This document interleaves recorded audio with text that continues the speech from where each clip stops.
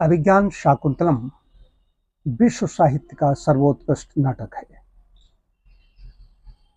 महाकवि कालिदास की रचना है। इस अभिज्ञान शाकुंतलम को संस्कृत में है मूल, तो मैंने तो इतना संस्कृत का मैं विद्वान नहीं जो मैं उसको पढ़ सकूं। शास्त्री जी ने जब इस कृति अभिज्ञान शाकुंतलम पद्यानुवाद लिखा, इसको सरल भाषा में अवधि में लिखा है, रामचरितमानस और आदिश्याम रामायण की तर्ज पर। अभिज्ञान शाकुंतलम पद्यानुवाद, इसको पढ़ा तो पूरा सारा सब हो जाता है। अब मूल पढ़ेगा, उसमें जो भाव भंगिमा होगी वो तो अलग चीज होगी। वैसे तो अभिज्ञान शाकुंतलम जो आदि पर्व का है, आदि पर्व पे जो दुष्यंत शकुंतला का आता है महाभारत के, उसमें और महाकवि कालिदास के अभिज्ञान शाकुंतलम दुष्यंत शकुंतला में अंतर है। उसमें कहानी थोड़ी भिन्न है, कुछ लिया गया है वहां से, बाकी बाद आगे भिन्न हो जाता है। इस शास्त्री जी पंडित श्याम सुंदर त्रिपाठी शास्त्री जी कछौना के हैं, उनकी पुस्तक है। 2 सितंबर को इसका लोकार्पण किया गया था। तो पहले मैंने उसको मूल भी पढ़ा था। इसमें शुभाशंसा लिखी है प्रोफेसर रूपी मिश्र ने। उन्होंने लिखा है कि आज जहां लोग साहित्य, ऐसे ऐसे साहित्यकार हैं जो नेताओं पर लिखते हैं, पुरस्कृत होते हैं, सम्मानित होते हैं, और त्रिपाठी जी दुष्यंत शकुंतला कर्णयाद पर लिख रहे हैं, ये उनकी धार्मिकता तथा भारतीय संस्कृति प्रति गहन अनुराग का प्रमाण है।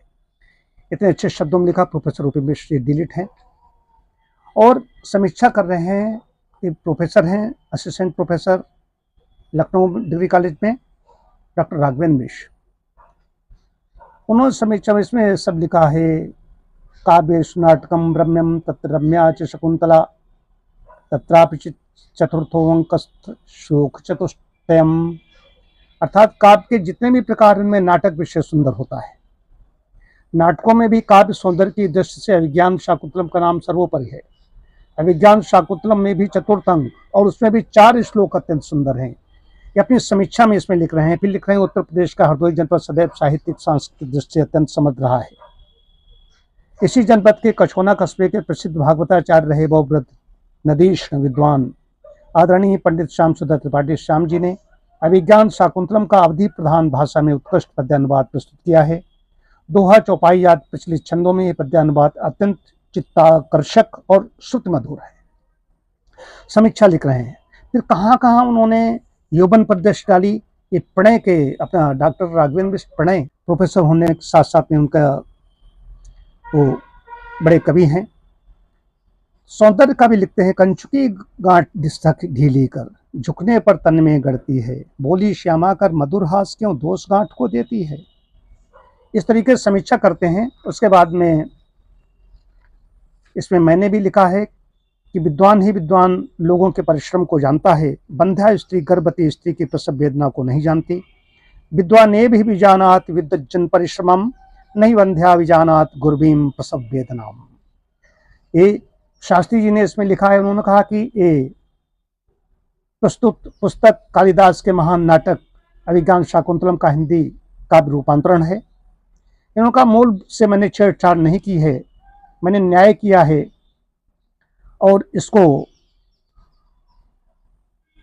इसकी मूल नाटक की सुंदरता और भावनात्मक गहराई को बनाए रखने का प्रयास किया है। अपने स्व अभिव्यक्ति में शास्त्री जी लिखते हैं, आदरणीय शास्त्री जी। उसके बाद में प्रारंभ होती है पुस्तक। महाप्राण यति दृढ़मति इच्छा शक्ति अपार क्षत्रिय वंशोद्भव भय विश्वामित्रोदार। विश्वामित्र महर्षि विश्वामित्र तप करने के लिए जाते हैं राजपाट छोड़ करके। पहले इनका नाम विश्वरथ था। वहां पर इतना तप बढ़ रहा है कि इंद्र का सिंहासन भी डगमगाने लगा। उन्होंने कहीं हमें पदवी हमारी छिन जाए, तो उन्होंने मेनका को भेज दिया। मेनका जाती है, वो अपने हाव भाव बनाती है, नृत्य करती है, सब कर करा के उनको आकर्षित कर लेती है। आकर्षित करके ये भगवान की उपासना छोड़ करके, आराधना छोड़ करके ये सौंदर्य की उपासना में लग जाते हैं। उसके साथ विवाह होता है, उससे एक बच्ची का जन्म होता है। जन्म होते ही ये कहीं गायब हो जाती है, स्वर्ग चली जाती है मेनका। वो तो इंद्र के द्वारा भेजी गई थी। ये सब इसका वर्णन इसमें है। फिर उसके बाद में जब चली जाती है, अब ये क्या करें, तब कंड ऋषि के आश्रम में जाकर के दृढ़ निश्चय करी सुता कह लीन हूँ गोद उठाई, जाई कंड ऋषि आश्रम तरुतर दीन सुलाई। वहां पर तर एक वृक्ष के नीचे उसको सुला देते हैं। चल दिए हृदय पर पाहन रख, बंदिश देवों को सौंप दिया। पहले माता ने तजा जिसे, अब हाय पिता ने त्याग दिया। पहले माता छोड़ चली गई थी, अब हाय, कभी की लेखनी देखिए, हाय पिता ने त्याग दिया। इस प्रकार वो आती हैं वहाँ कंड ऋषि के आश्रम में। वो माता जी हैं, गुरुमाता हैं, वो आती हैं वहाँ पर, ले जाती हैं। बहुत कुछ है। शकुंत पक्षी, नाम शकुंतला के ऊपर, वो पक्षी इसकी शहद चटा रहे हैं। कंड ऋषि के आश्रम का वर्णन किया गया है, क्या क्या वहाँ पर कैसे कैसे क्या हो रहा है। जब वहाँ पहुँचे हैं, दुष्यंत पहुँचते हैं, बड़ी हो गई, दुष्यंत उधर पहुँचते हैं शिकार करने के लिए। वहाँ पर कोई ब्रह्मचारी सुवेश, उसमें युवक ब्रह्मचारी उनको रोकता है कि आखेठक तुम परिचित नहीं, निर्भय जीव तपोवन माही, नहीं जानहु तो बताबहु तुम्हें, कर्ण आश्रम कुल शोधन ही। कर्ण ऋषि के आश्रम का वर्णन करते हैं। यहाँ पर कोई मतलब कि जो विचरण कर रहे हैं उनका कोई शिकार नहीं कर सकता। ये सब प्रसंग इसमें आते हैं। 250 पृष्ठों में ये पुस्तक है। उसके बाद में दुष्यंत जब प्रथम दर्शन करते हैं शकुंतला का, सौंदर्य पार की नृप्रसज्ञ था, रमणी रूप उपासक था, रूपस का भू बंकिम विलास, गड़ गया हृदय में ऐसा है। तब देखा तो अंदर से सौंदर्य का वर्णन कर रहे हैं। इसमें कई प्रकार के रस हैं, ये है। उसके बाद फिर इनका आगे चल करके ये आते हैं, जाते हैं, मिलते हैं, फिर इनका गंधर्व विवाह होता है।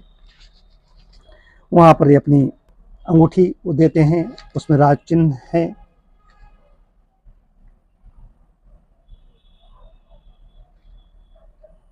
अंजलि में रख मुद्री शारंग, बोले प्रभु सदा जीत रखें, ये सत्ता की प्रतीक मुद्री इसको अपने समीप रखें। ले उसे गए नृपकुंत निकट, बोले हे भद्रे देव प्रिया, जो भूमंडल को जीत सके तुमने उसका मन जीत लिया। जब दे रहे हैं इसका, इसमें वर्णन कर रहे हैं बहुत अच्छी तरीके से।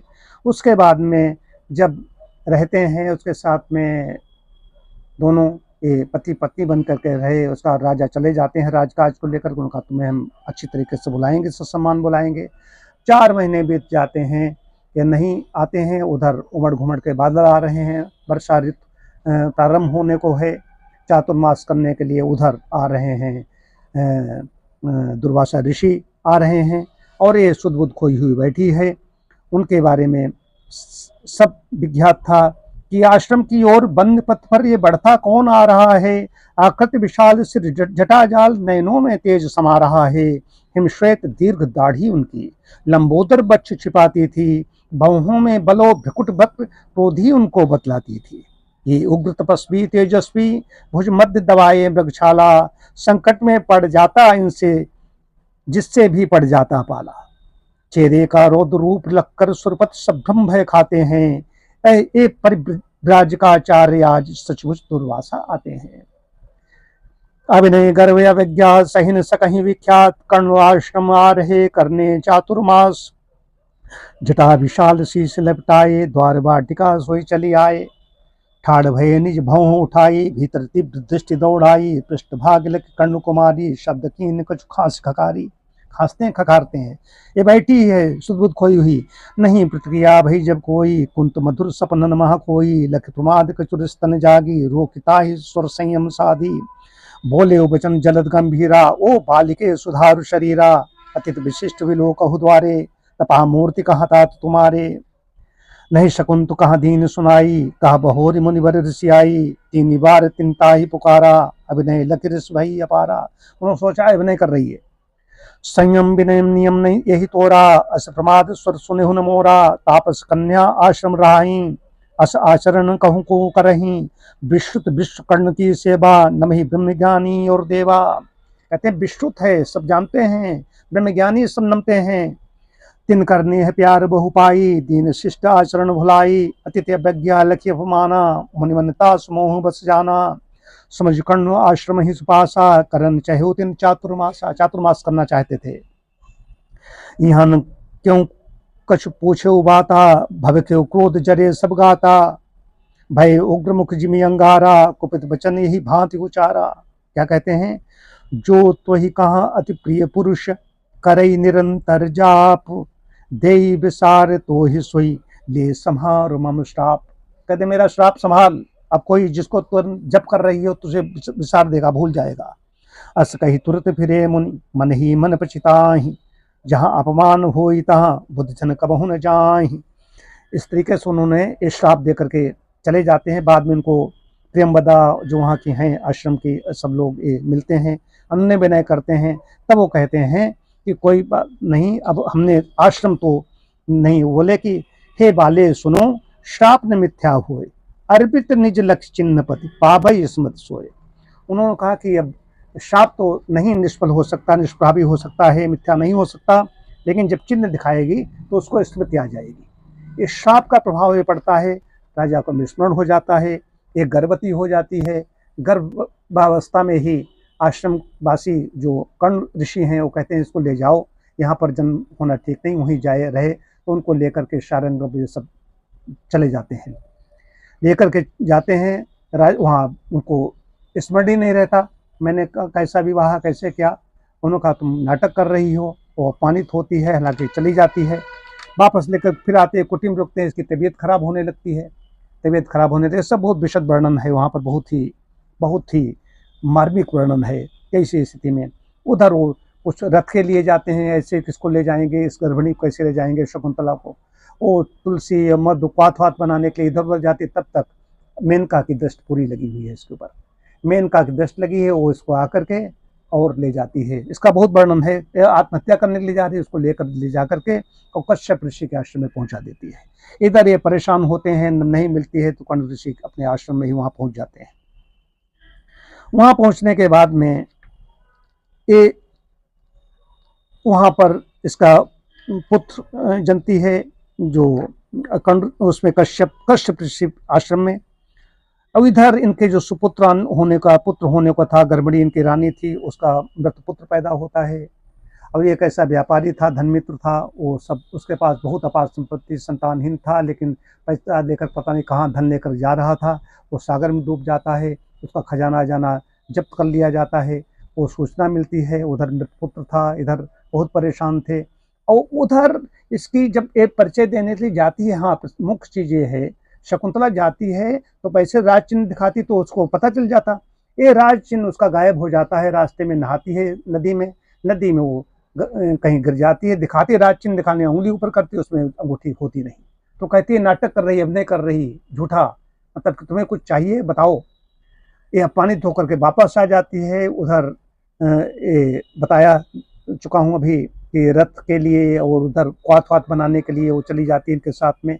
जो शारंग सब लोग, ये अकेली होती है, सोचती है कि हम ऐसे अपमानित होकर जीना अच्छा, ये पुत्र कलंकित होगा, लोग कहेंगे किसका पुत्र है, तो प्राण देने के लिए अपनी आत्महत्या करने के लिए बढ़ती है। तब तक मेनका ले जाती है, वहाँ पर अंगूठी इसकी गायब हो जाती है। इसी एक बीच में बहुत बड़ा प्रसंग इसमें है कि वो एक मछली उसको निकल जाती है, मछली वो शिकार करता है, मछली लेकर जाता है, उसको जब काटता है, काटने वो उसके पेट से उधर से निकलती है, वो उसको देखता है, बेचने के लिए जाता है या बाहर निकलता है, सैनिक को राज चिन्ह को पहचान लेते हैं और पकड़ा जाता है, उसको प्रस्तुत किया जाता है राजा के समक्ष। राजा उसको देख करके उनके दिमाग में वो चीज पहुंच जाती है, तो शकुंतला थी। कौन सी है बात, इधर उनको और परेशान होते हैं, उसको 5000 स्वर्ण मुद्राएं देते हैं, उसको विदा कर देते हैं कि तुमने हमारे ऊपर उपकार किया है। अब ये सब जगह गुप्तचर अपने छोड़ देते हैं, शकुंतला कहाँ है, नहीं कहीं नहीं मिलते, कहीं नहीं मिलते हैं, ये परेशान है बहुत ज़्यादा। उसके बाद में इंद्र देवासुर संग्राम होता है। इंद्र जब इनकी याद करते हैं, उनकी मदद के लिए सहायता के लिए जाते हैं, तो विमान से लौटते समय जो उनकी सहायता करके वहीं पर जब लौटते हैं तो पृथ्वी कक्षा में जब प्रवेश करते हैं, ऐसा वर्णन किया है इसमें, उसमें आते हैं तो देखते हैं एक ऐसा है, तो मातल जो चला रहा है, विमान चला रहा है, उसको कहता है कि ये कश्यप ऋषि का आश्रम है। यहाँ पर देवों के जो पिता हैं यहाँ तपस्या करने के लिए आते हैं। तो ऋषियों के आश्रम का वहाँ पर किया है, वहाँ पर कहते आशीर्वाद लेने, राजा कहते आशीर्वाद लेने जाते हैं तो देखते हैं कि भरत को देख रहा, खेल रहा है, 6 वर्ष का बालक है, उसको सिंघनी अलग बैठी हुई है, वो दूध पीना चाहता है, उसको वो उसके साथ खेल रहा है, वहीं पर दांत गिरते हुए दिखाया गया, एक चित्र दिया गया है। अब वो समझते हैं, ले लेते हैं, पकड़ लेते हैं, उसके लिए ऐसा यंत्र बंधा हुआ था, दूसरा कोई छुएगा तो भस्म हो जाएगा, लेकिन कुछ नहीं होता है। ये सब बड़ा अच्छा प्रसंग इसमें है, बड़ा बाल उसमें देखते रह गए हैं, वाटिका में प्रवेश कर गए हैं, देखते रह गए। ओह अबाक आश्चर्यचकित विस्मय भारी, थी बाहु की स्त्रीश कुमार की प्रौढ़ा तपस्विनी नारी।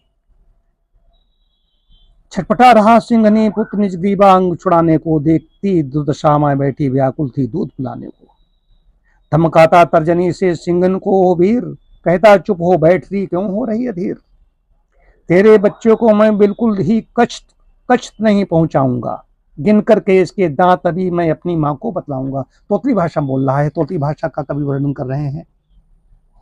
क्या समझ रही है मेरी इच घुरघुर से मैं डर जाऊंगा, तेरी इस घुरघुर से मैं डर जाऊंगा।